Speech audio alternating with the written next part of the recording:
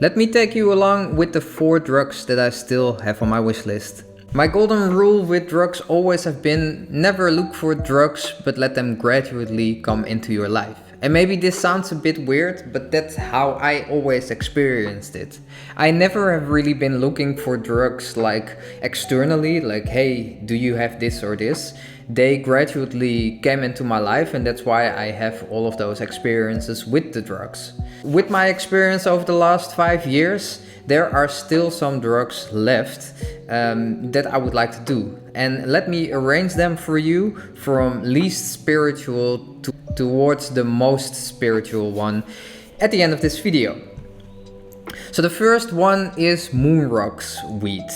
And although yes, I am Dutch, and although I've been a pretty big stoner, I never had the experience with moon rocks weed. Moon rocks are basically, you have the weed of course, and they are extracted in a certain way, combined with oil and kief.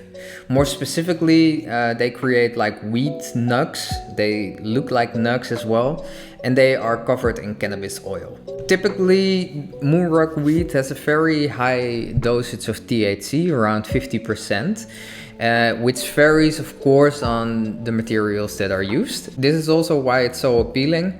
Moon rocks are typically known for giving a very powerful high that many claim that is really different from anything else in terms of weed. And as far as I have read, you do not roll this in a joint or something. You use this either in a bong or a pipe. As I used to be a big time stoner, I have had friends that have talked about moon rocks weed and that have experience with it.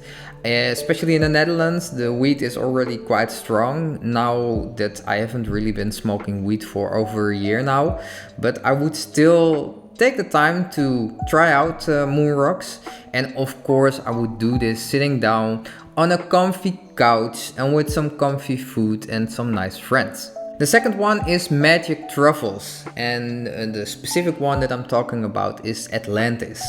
Yes, I already tried magic truffles in the Netherlands, but those were quite light medium in terms of how strong they were. And although shrooms and truffles belong to the same organism, the difference is basically mushrooms grow up and truffles, they stay underground. With my previous experience, it was more of a conscious trip. I would be fair, there wasn't much going on visually and etc.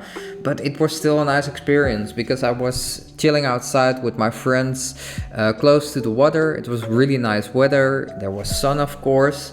We were swimming a little bit. We were just all high together, and it was a really nice trip. Truffles are not nice at all. Shrooms are way nicer in terms of when you consume them. But anyways, it's not really about eating them, of course. But of course, the best experience for me with shrooms and truffles are always a nice outdoor setting, and of course with some good friends. The nice thing as well, always, if you would compare this to LSD for example, if you want to end the trip earlier, you can just eat, and especially sugar, because it breaks off the trip. Then we go towards the 2 more spiritual ones that I would say. So the first one is DMT. One of those substances our own body has, and you could actually release this into your system by certain breathing techniques. Already for the past 6 months, I have been really practicing my breathing techniques. It's really a powerful tool, I found out. I use mostly the Wim Hof technique, but I am also starting to get myself into a breathing technique that could also release DMT. Really interesting, but of course I still also would like to try out the drug. This so-called almost death experience, or at least that's how it was always called by the most media that I have followed around DMT. You could either drink this or you could smoke it. The nice thing about smoking is that it hits faster, the trip is shorter, and yeah, that's why they also have the funny name of a businessman lunch experience. But this is definitely that I would like to try. Of course I would ask a friend for it who already has experience with it. That's what I've always done with drugs. always been in connection, of course, besides researching myself, but always to make sure that I have a friend who, well, got his life in order, who knows his shit about the drug, and also who knows how to take care of another person. I haven't been really in touch with this yet, but yeah, according to my rule, of course, that is logic, and it will come at the right moment. And that's also, I know some places where DMT is available, and it will come at one point, and then I would, if the day is right and the drugs are there, then I would definitely try it. And then the last one, I think the most famous one that everyone knows about, ayahuasca. That's a plant-based psychedelics. Of course, psychedelics are altering a person's thinking, sense of time and emotions. They can cause someone to hallucinate, have visuals and etc., seeing and hearing different things.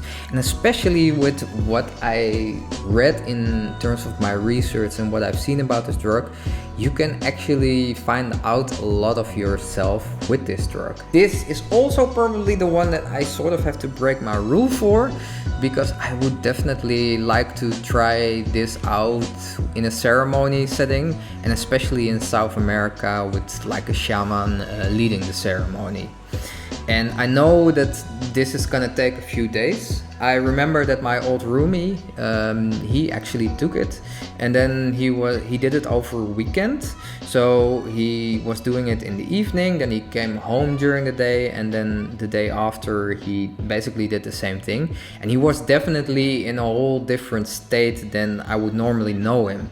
But it made a lot of impressions on him. He learned a lot about himself, and he opened some doors from himself that he didn't know about.